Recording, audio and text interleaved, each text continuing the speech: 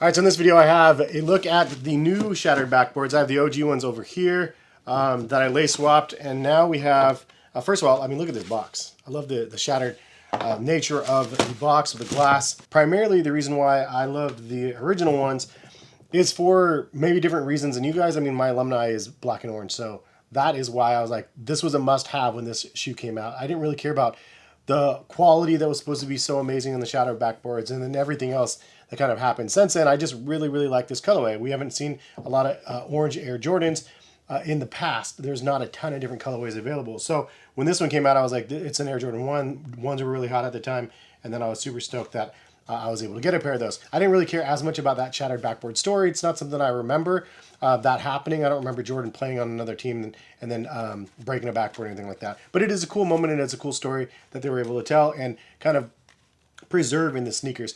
This pair came with orange laces as well, but I really do like the black laces on the new launch. Anyway, there's 3 reasons why people hate this shoe and this release, and so I wanted to cover those, but more importantly, one reason why I think that you guys shouldn't care. So the first reason why I think people are complaining about the shattered backboards in 2025 is the overall color blocking and the shape is a little bit different from what some people are suggesting. The swoosh is a little bit bigger on the side as well. It's not that much bigger from the previous. Like, honestly, I don't know why people would complain about that, but I mean, it's slightly bigger on the newer version than the older version.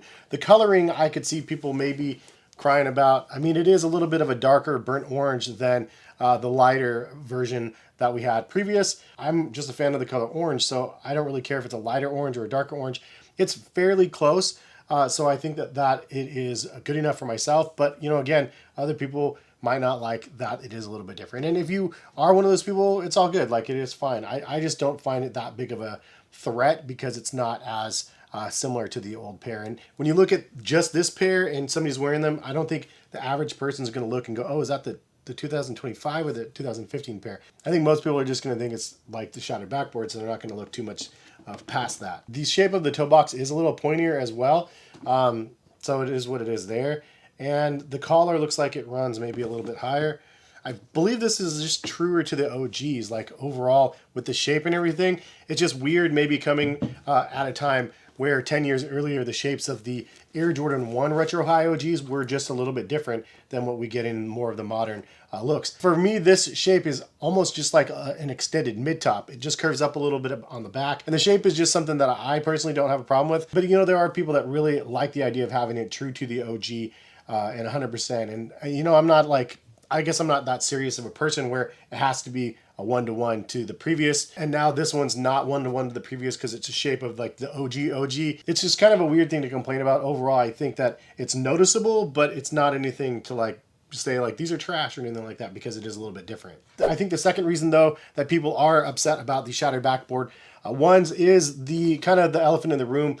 It's very noticeably different with the material, like the fact that you had like the grail leather for the Air Jordan 1 shattered backboards in the original one in 2015, and it was supposed to be the highest quality, best quality leather we've seen ever on an Air Jordan 1 versus the new pair, which is just mediocre comparison to the old pair. And I will say side by side, I mean, first of all, I'm not a leather expert, but I do know that when this shoe came out, the leather was talked about quite a bit because it was different than what we've seen with other Air Jordan 1s. On a general release pair that had no crazy hype or no crazy anything about it, the quality was exceptionally better on this pair than other pairs. So comparatively to other pairs in the era, yes, absolutely, it was better. And so what constitutes better quality? I mean, technically it was probably the same cost to Jordan brand to make this. It's just they prepped maybe the leather a little bit differently. I like the sail color behind the swoosh is not done in the McDonald's leather that we are used to seeing. You can see a lot more ripples and stuff, and it looks a lot more natural. Also, the orange leather had a very soft appeal to it, and you think like very nice like leather handbags and stuff, you get that like kind of the sheepskin, whatever, like very soft leather. That's what you kind of felt like you were getting with this pair. It was just a lot softer than anything we've felt. The one part that was not good on this shoe then and is still not really good now is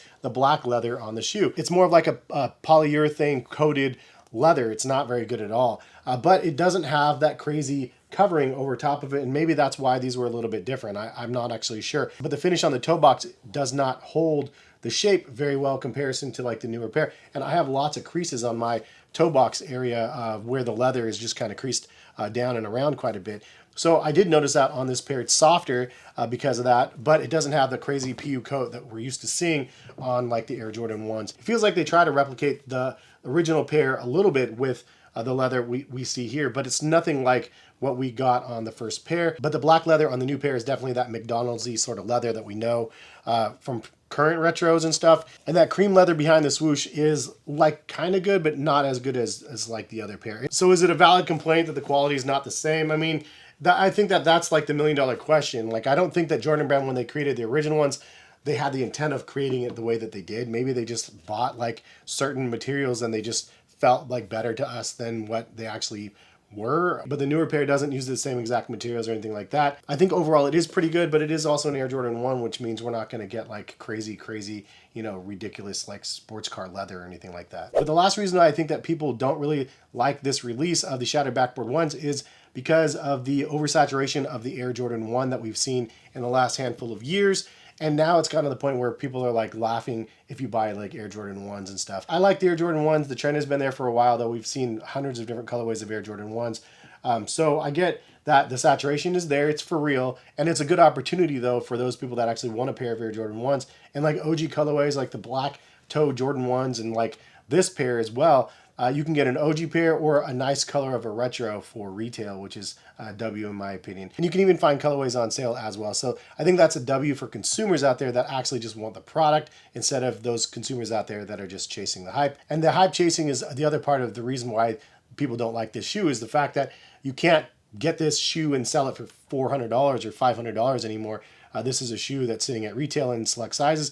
I'll link it in the description, take you directly to Nike if you guys are like a size 7 to 10 or something like that. They have some sizes, and I'm assuming they're going to keep restocking sizes as well. But link in the description, take you directly to Nike if you guys are interested. All right, so we've heard some reasons why people don't like this sneaker release, but more importantly, the one reason why I think that you should consider buying these if you guys are interested is, at least for myself, like legacy is more important than limited edition. And I know that's something that some people are going to be scratching their heads on for a second, but I think that it's like, now that I'm a dad and stuff, the idea that my son can get this shoe, something that 10 years ago he wasn't even born yet, you know, like now he can get this shoe and I can like, you know, get him a pair of them and be stoked. It's a fun moment as a sneaker guy to be able to get my kid a pair of the sneakers that I like cherished like 10 years ago, and without having to break the bank of finding like a used pair or like a brand new pair that was like $600 or $700 or whatever they were before they announced the retro of the model.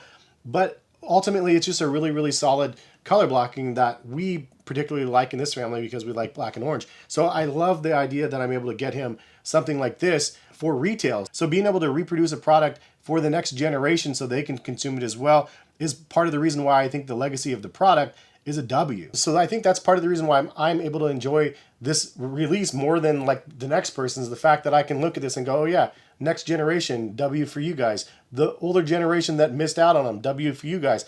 I had a pair like at retail. I had 3 pairs at retail on release. I sold 2 of them when I cleansed my sneaker collection years ago, and I still have 1 pair that I will always love because it's just a great, great model. In fact, I lace swapped mine with leather laces, and I just really liked it. I took out the insoles even and put different insoles in them. But for me, you know, I look at it like movies. Like, people hated Lilo and Stitch. Like some people hated Lilo and Stitch, I should say. That's more or less a kid's movie that I saw a bunch of adults like criticizing on social media and stuff.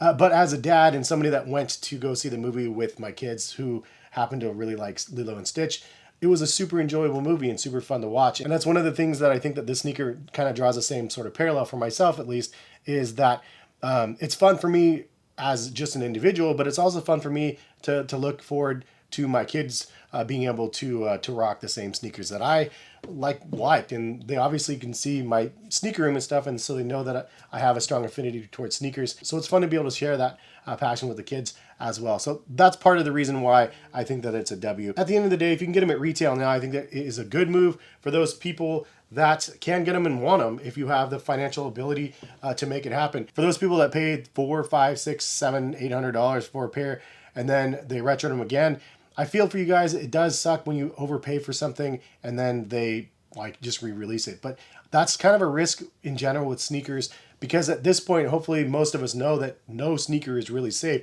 We saw the undefeated fours that were going for like 50K at some point. Now they're sitting at $400 or $500 or so. We have the Tokyo 5s that are coming out as well. And I'm going to try to do a discussion video with you guys on the Tokyo 5s because I do have the pair. I'm like one of the only people that actually has the original pair with the yellow toe samples.